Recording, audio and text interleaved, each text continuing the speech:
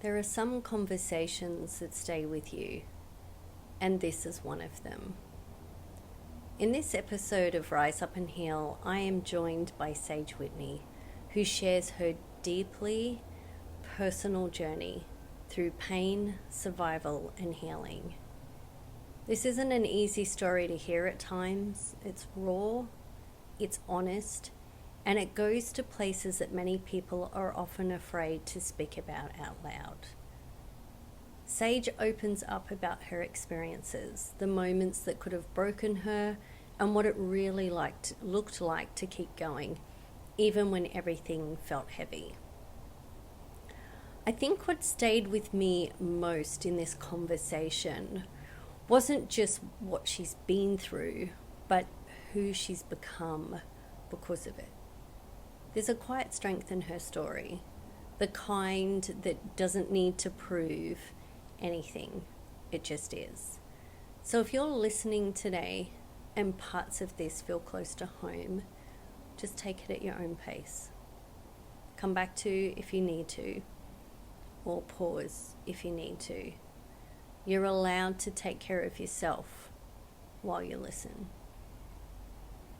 And before we begin, I do want to say that this episode contains discussion around drug use, abuse, and suicidal ideation. Please listen with care. So if you feel ready, let's get into the conversation. Hi everyone, welcome to Rise Up and Heal, the global healing space where survivors feel seen, understood, and empowered to rise stronger than before. Because your worth was never lost, it was just buried under what you had to survive. I'm Annie, certified Heal Your Life coach, helping people restore their relationship with themselves and rise stronger than before. And today, I am super excited. I have special guest Saige Whitney from Utah, who is the host of a Lights Out Narcissistic podcast.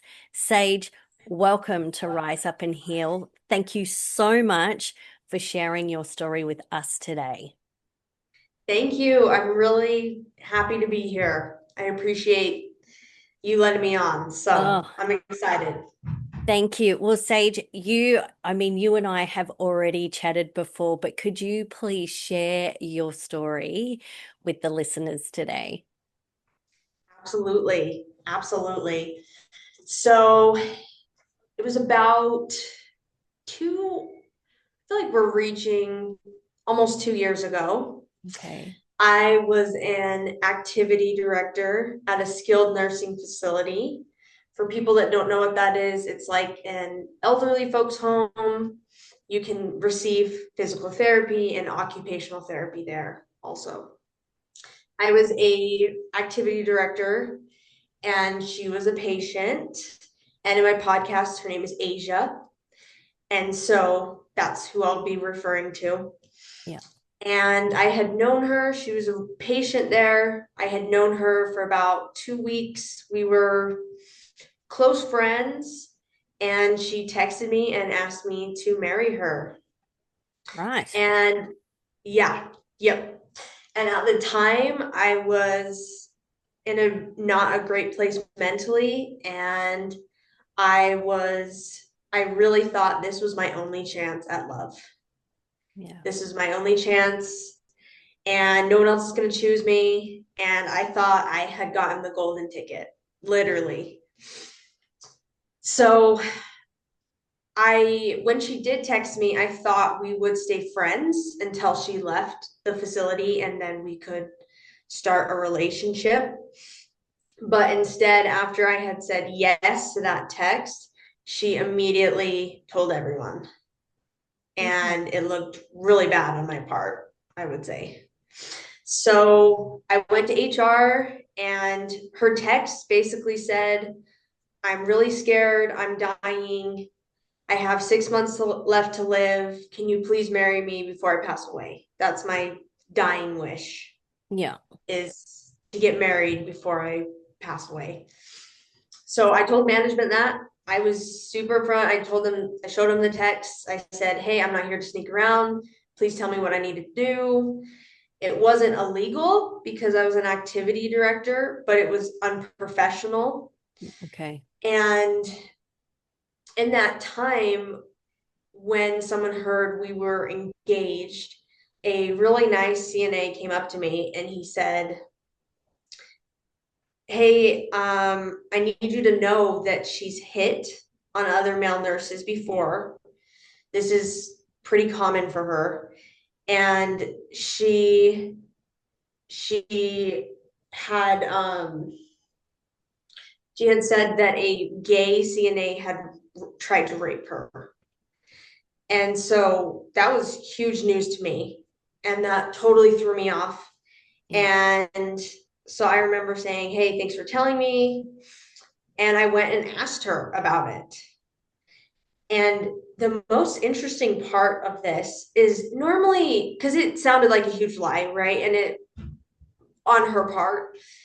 And I knew she wasn't mentally very well. And I knew she was on a lot of opioids. And opioids can do crazy things to the brain. Yeah. So I was pretty straight up with her. And I did ask her, I said, did you say a gay CNA tried to rape you?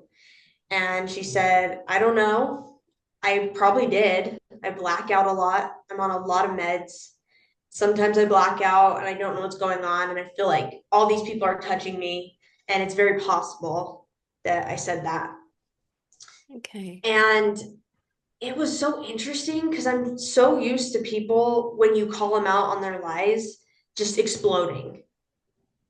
Just, what are you talking about? How dare you? Like, I knew it was a lie. I knew she was lying, but she didn't. It just was like another day, just, oh, I probably blacked out, when it happens.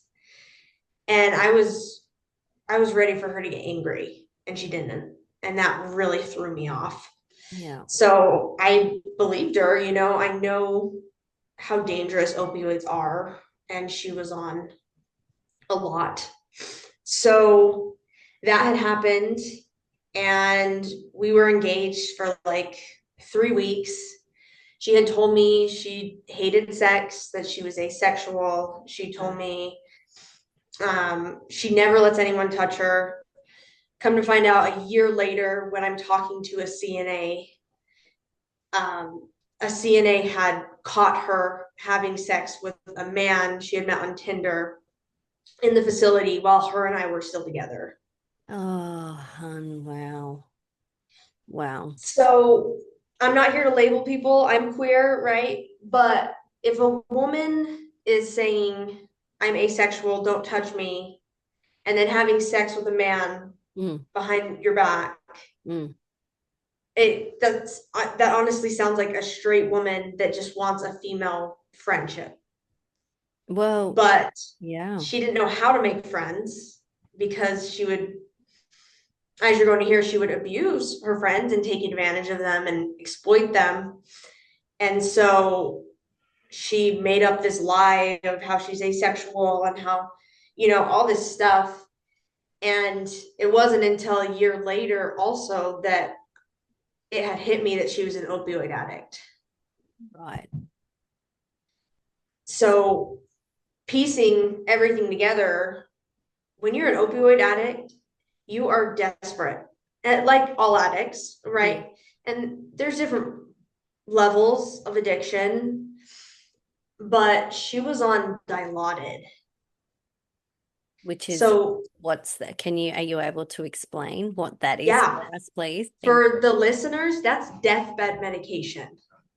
Right.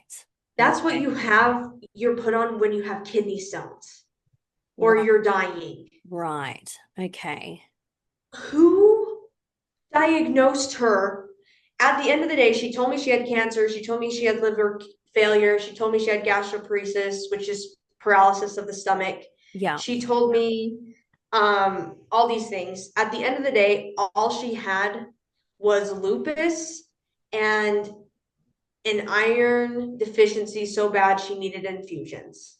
So why That was was it. so she wasn't dying. She didn't have 6 months to live. It was No. just literally a story Yes. to get you in to for her to what like to what was To her get plan opioids. to get the opioids, right? Okay, because she was just Yeah. heavily addicted to that. Yeah. Yes. She was, and I really feel like I was just a car ride and Hmm. a second witness Yeah. for her when she would go into the hospital. She would say, "This is my sister." And when you have someone with you, you look less like an opioid addict and more like someone who's in pain. And Right. she would hit her head on purpose. And so Oh, she would go to the hospital. okay. Um, and one of the most extreme examples was she really needed meds, and she did have a feeding tube, Okay. which is so strange because she could fully eat a meal, but and I don't have eating disorders, but she had told me she had struggled with eating and that she had eating disorders. So I feel like the feeding tube happened because she had starved herself so badly that they implanted it to give her nutrition. I don't know for sure. That's a theory I had. Or she had told people she has gastroparesis and she needs it. So she had this feeding tube. But the thing with gastroparesis is my friend who's a nurse ended up having Olive Garden with her, Asia, my friend, and I, and she ate a whole Olive Garden meal. And my friend said someone with gastroparesis generally should not be able to do that. They can barely have little Okay. bits of food. That's why they have a feeding tube. Um, and so after she had eaten that Olive Garden meal, I had on this. I was a pizza manager at the time, so I had on this pizza shirt, and it was we were walking around the mall. My friends were making fun of me, so I was like, okay, I'm gonna buy another shirt so I don't have to wear this, right? Put my uniform away. So I went to H&M and I bought a shirt, and she was just sitting there. She was like, I'm gonna go throw up now. And it just was so off because when I'm about to throw up or other people I've seen, they're dragging their feet, they go white, they Yeah. look like hell, and Yeah. then they go throw up, and this was none of that. She just was sitting there. She was like, okay, I'm gonna go throw up now. And it just was like, what? And I remember asking her, okay, I'll come with you. I need to go change my shirt. And she said, no, don't you dare. Like, that's so disgusting. You know, if my friend wanted to help me go throw up, I would say, yes. Can you hold my hair back? Right. Yeah. And her, it just was like, no, don't you dare come in. And that's when I caught on. I was like, you don't have gastroparesis. Right. My friend said the same thing. So the feeding tube is kind of a big question mark. But there was a time when she said her feeding tube was hurting her, and we had gone to one hospital, and she wanted meds for it. She said it hurt. They wouldn't give her meds. So we were going to another hospital, and we had been in St. George. So we crossed, so that's southern Utah in the Okay. US, for Yeah. all those who need to know that. We had crossed the border from Utah to Vegas, and we had gone to another hospital because I guess Vegas was more helpful than Utah, and they were in some ways. And she told me, she said, they're not going to believe that anything's wrong with my feeding tube. They didn't at the Utah hospital. They just said, because she was saying my feeding tube's leaking.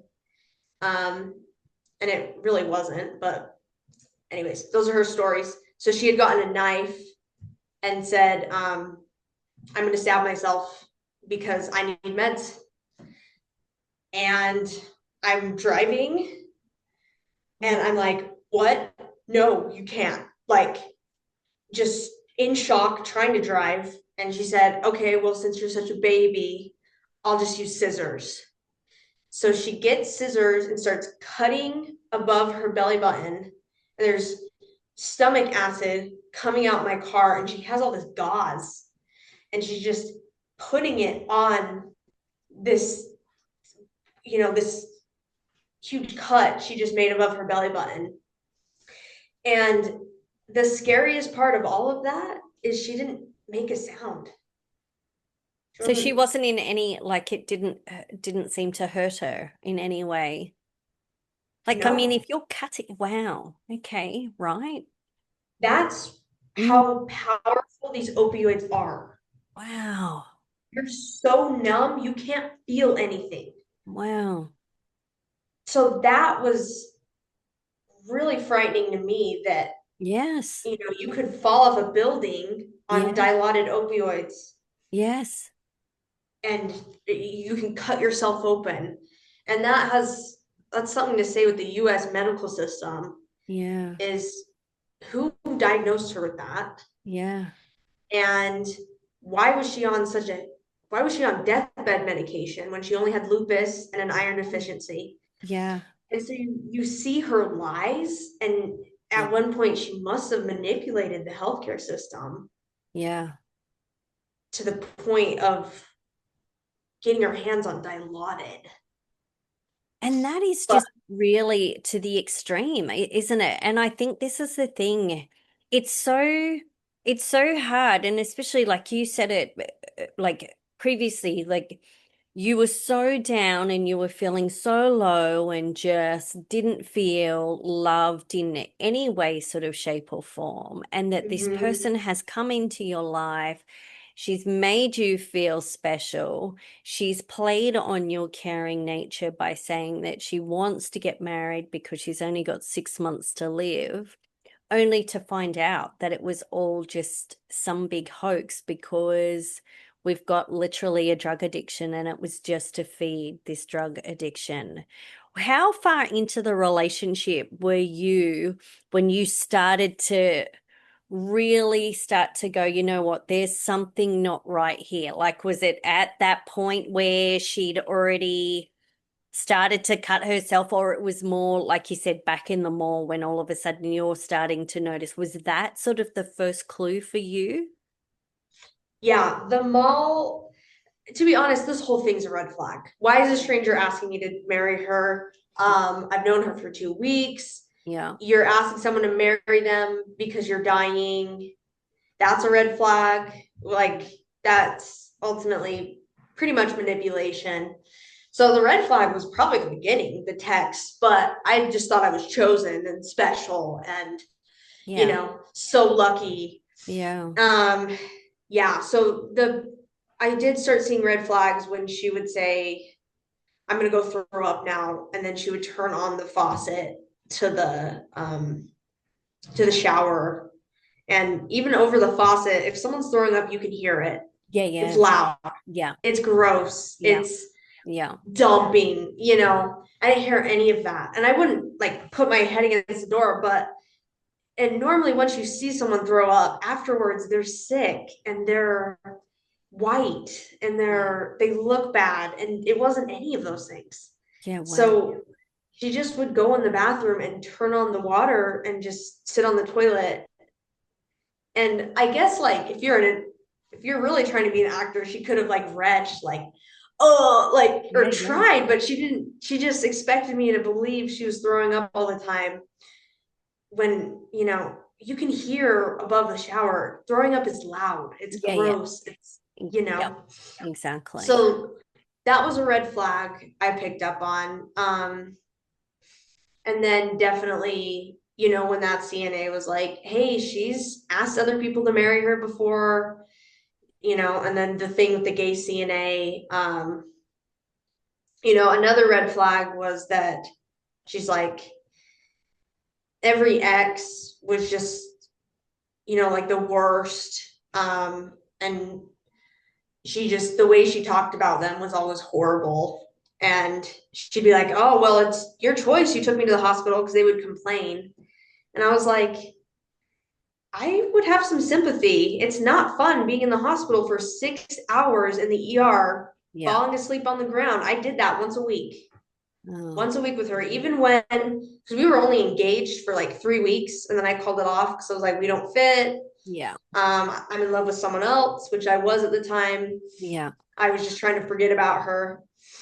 And so I was like, I would have some sympathy for people that are sleeping on the floor of the ER for 6 hours once a week for you. Yeah. But it just, to her, it just was expected. Like, yeah, you need to do this for me because I'm all that matters. Just that narcissism. Just Yeah. Well, they give up do. your life, Yeah. die for me, no gratitude. There was no gratitude Yeah. of, hey, thanks for being there for me. One time I said, I don't want to take you to the ER. I tried to set a boundary. I don't want to. Nothing's wrong with you. She tried to play off she had food poisoning. There was no shortness of breath. There was no heavy breathing. Normally you get hives, Yeah. things will Yeah. swell up, nothing.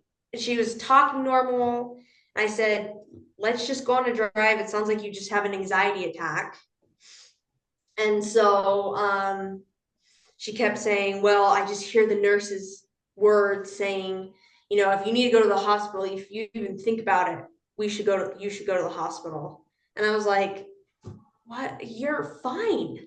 Yeah. And she just, after that, later that night, she said, well, I can stop breathing in my sleep. Do you want to wake up to that? Oh, wow. And so I said, fine, let's go to the hospital. And she said, well, I need them to believe me because a lot of times I say I have food poisoning, but no one believes me. So we need to make it legit. And I was like, what are you talking about? Yeah. So she's like, well, I need to go get something I'm allergic to and actually, well, not actually, but have more of a reaction. So I was like, okay, like, and I kept saying, we don't need to do this. She said, well, do you want me to die while I'm in my sleep? Like, I'll stop breathing, Saige. So I said, fine. So she went to Walmart and got an almond joy that had nuts in it, Yeah. and she was allergic to nuts. So she ate it and then got her EpiPen and stabbed herself. So we had to go to the ER. And then anytime, so I took her to the ER and we said she had a food poisoning or whatever. And she started seizing. And I just, I don't know if that's what always happens when you get an EpiPen or if that happened because there wasn't an allergic reaction. I don't know much about EpiPens and stuff like that, but she did started seizing, and I remember picking up her feet and just doing all these random motions, and it was like someone was guiding me. And once she had calmed down and started breathing normally, she told me, where did you learn how to foot zone? And I said, I've never done that before. And she said, you were so experienced. It was like you had been foot zoning for 5 years plus. So that was very miraculous and beautiful amongst the chaos Mm. and craziness.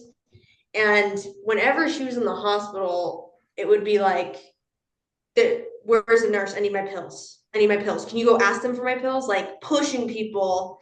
Can you go see? And every time they come in, no, you don't need Dilaudid right now. Like they'd say the doctor's not allowing you. Yeah. And so we see how dangerous opioids are, Yeah. Yeah. because with weed you can go get it, Yeah. right? With alcohol, all addictions are horrible. And I have sympathy. I've had my own addictions. So there's always going to be sympathy. Yeah. Unfortunately, with an opioid addict, you have to hurt yourself to go get them Yeah. or know someone. Yeah. But Dilaudid, that's hard to get. It's not your average, Yeah. oxys. But the fact is too that this person is going to this extreme and you're having to be a part of that. Like you're a part of that and you're witnessing that. So like how did you get out of that relationship and how have you healed from being in that relationship? Yeah, that's a great question. I So I was down in St. George. I was supposed to only be down in St. George and that's southern Utah, like we Okay. talked about, Yeah. for 3 days. But she ended up having to fall on the ground, which was BS. But and I and go to the hospital. And because she was out of state, it's very possible they didn't know her as well, Yeah. so she could get meds more easily. Wow. But I was supposed to only be down there for 3 days. I ended up being down there for 2 weeks. Wow. And I ended up quitting my job back home because I was like, I kept telling her I need to go home and Yeah. go back to my job. Yeah. You did this you didn't take your iron infusions. That's why I'm pretty much sure you're here. Yeah. Um, I need to go. And she kept saying, I'm gonna die. You're gonna try to leave and I'm gonna die. And guess how you're gonna feel, Saige? Guess how shitty you're gonna feel when I die. And Yeah. just these threats. And just, I remember telling my mom and even my boss back home, I said, I don't know how I'm gonna get out of here. And a lot of people say, save yourself, Saige, you know? And that's what I talk about in my podcast is your feelings matter too. Your life matters too. Absolutely, 100%. Exactly. And this example here with her trying to keep you there at St. George is just a really great example, as awful as it was for you to be in that situation, of the emotional manipulation that Oh yeah. that you endure. And I mean, and that right there is emotional and psychological abuse. So Yes. it's huge, and keeping you attached, and keeping you there. So yeah, wow. So how did you then get out? Because you looked at quitting your job, your boss has spoken Yeah. to you, you spoke to your mom. So how? Yeah. How? Yeah. I quit my boss. I quit my job because I had just, I'm, I'm psychologically enslaved. I'm Yeah. psychologically held hostage. I Yeah. can't, I don't know. And I kept saying, I can leave, but how do you drive 7 hours home and just think about the person you left on a hospital bed who's dying, who's going to die on you, who, like, it's just Yeah. that psychological Yeah. slavery. Um, so what ended up happening is a guy in Vegas saw her Tinder that said, because she had a Tinder profile, Yeah. and it would say basically what she texted me when she wanted me to marry her. I'm dying. I have 6 months to live. Please marry me before I die. It's my dream. So a guy in Vegas had seen that Tinder profile and came to the hospital with flowers, Wow. um, while we were there. And she said, please marry me. And the next day he got a ring and proposed.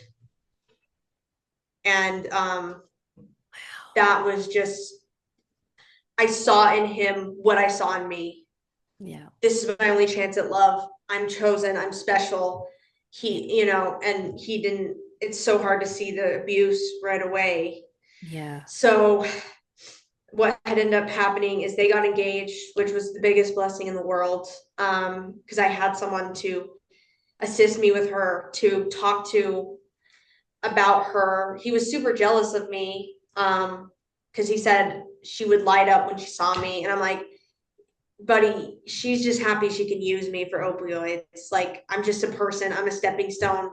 I'm a just a narcissistic fuel. I'm not, But so my mom ended up texting me while I was stranded and just held hostage in Vegas and St. George. We bounced back and forth, but Yeah. we had a family reunion coming up and it was in Louisiana. And she said, if you don't come back Wednesday, I'm canceling your ticket. And so I told her, I said, Asia, I got to go home and you have someone here that can take care of you now. So you'll be okay. Wow. Thank goodness. And yeah, it really was because of him. Yeah. I did try to leave another time, but she got in my car and she wouldn't let me leave. And she said, I'm not supposed to go home. I'm sick. I'm dying. I'm cancer. Blah, blah, blah, just, Yeah. and I have so much sympathy for anyone who has cancer. Absolutely. I'm not making fun of Sure. cancer, any of these things, but she Yeah. didn't have cancer. That's Yeah. why this whole story is so messed up, is you're essentially making fun of people that have cancer by saying you have it when you don't. It's disgusting. Well, it's It's just it's disgusting. such a manipulative narrative too, because, and I think this is the thing, and you're right, like for people who have got cancer, who are going through cancer, and for the people who have lost loved ones due to cancer, Yeah. it's a it's such a diabolical journey to be on. And here she is using that as an excuse to get people to feel sorry for her, to feel her addiction, which is not cool in any way, shape, or form, really. So, oh my goodness, like thank goodness that your mum had basically given you that ultimatum, that you could use that to get yourself out of that situation. So, how are you now? Where are you now? How did you really help yourself heal yourself? Because even having that ultimatum from your mum to go Yeah. back, there would have, I'm guessing, there would have still been a lot of guilt in that for you to still have had to have left her there, even though you knew, there's this part of you that knew that everything that she was saying was not true, and it was your Yeah. opportunity to be excited to get away from it. There's also still that attachment. So, where are you now in the sense of your healing journey? Yeah. It I had gone home and she kept texting me. She had owed me money and I really needed gas money that whole time. Yeah, Um, and I kept asking her, I said, I'm blowing all this money on my credit card. Can you please yeah. get me? And she had owed me $100 because one time her EBT card didn't work or whatever. Um, and so in spite of all me asking her for gas money all the time, she had her boyfriend buy me this ring. Okay. Um, and that just pissed me off. I Yeah. just was like, I've been driving back and forth St. George, Vegas. All I've asked for is gas money. And you buy me this weird ring. Like, that pissed me off. There was another time when I was in St. George when she was with her fiance and she's like, I hate pretty people. And I said, do you not find me pretty? And she said, I guess scientifically speaking, your face is symmetrical. And the look I gave her, there's a look I can give. People have called the police on me because they thought I was going to kill them. I gave her that look. She, there's so much to the story, but essentially she ended up saying she wants to kill herself after I gave her that look. And that this person that I was in love with told her to kill herself. Also, she wouldn't have to take accountability. Once again, all the sympathy, love to suicide people, people that feel this way, but she wasn't suicidal. She was using, I want to kill myself to not say sorry. Yeah. So just that manipulation. Yeah. Then she ended up running away, ended up in a graveyard.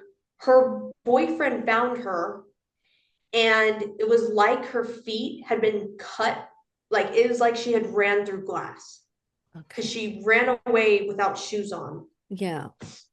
Anyways, so there was a lot of things I was mad at her about, so that Yeah. helped Yeah. on the moving on journey. um and I finally texted her, your darkness is too much for my sunshine. Yeah. And that just goes back to my podcast of, we have Diana, who is in the dark, this demon woman, like the from the movie Lights Out. You can only see her when the lights are out.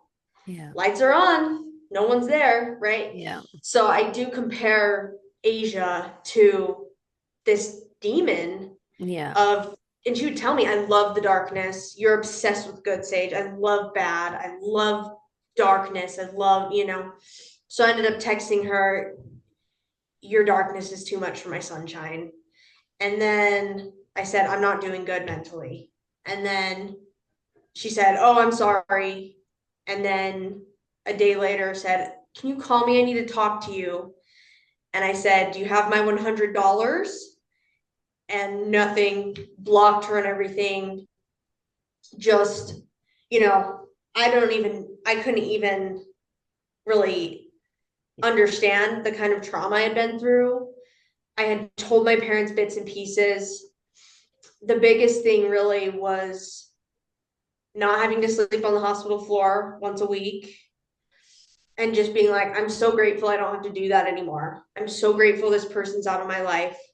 Yeah. Doing lots of energy healing because wherever she had touched me was in pain. It's like she had like just put bad energy into my body. So I Yeah. had to physically just draw out and give her back this negative energy. Lots of energy healing. I released this energy you gave me, return back to sender. I'm healing myself, return with love, get out of my body, get out of my body. Like, Yeah. and they talk about this with narcissistic abusers, their organs Mm. are just messed up Yeah. from the abuse. Your nervous system Yeah. is jacked. And Yeah. it's like they're in your body, just still there. Yeah. So I just had to I forgive you for, threatening me. I forgive you. Just get out of my body. And God, please. And God really stepped into talking and writing my podcast was very therapeutic. Yeah. It was all these things of just get out of my body. God, please help me. Yeah. And then essentially saying no, learning boundaries because I never said no to her. I tried one time and she blew right past it. Yeah. So I said, and I talk about this in my podcast, episode 3.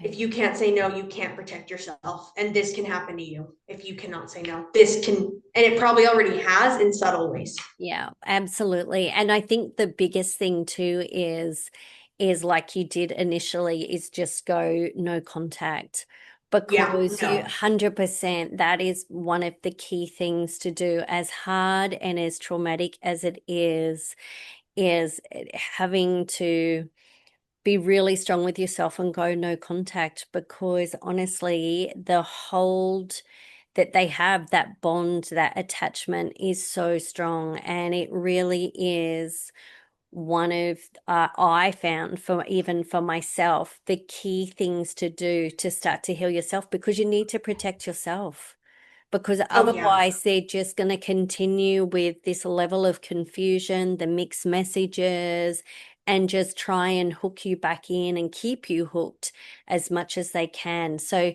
Sage, I am so glad that you have absolutely gotten yourself out of that relationship. Like, oh my gosh, hun, like what a story, what a journey that you have been on. Like, wow is the only word that I can honestly say is just wow, sweetheart. But honestly, Thank you. I think it's just also amazing that you have taken the steps to go and truly heal yourself and to work on like energy is such an important thing. You've reached out for your faith and going in and going down that avenue too, and just really starting to take care of you.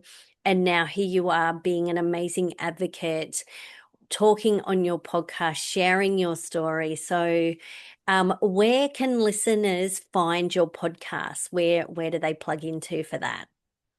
A Lights Out Narcissistic podcast is currently available free on Spotify as of now. In the future, I will be expanding its platform, but right now we're just doing Spotify.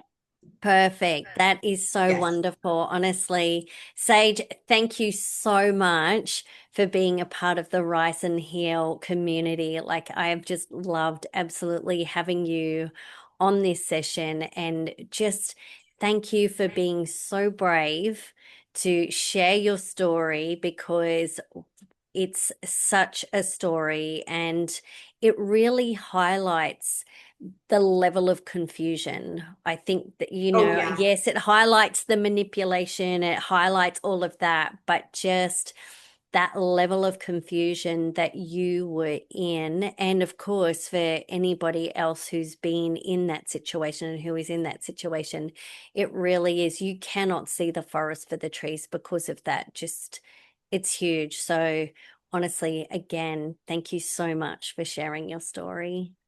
Thank you. It's been so fun getting to know you, Annie, and I'm so grateful I could talk to you. Thank you for listening. You're amazing too.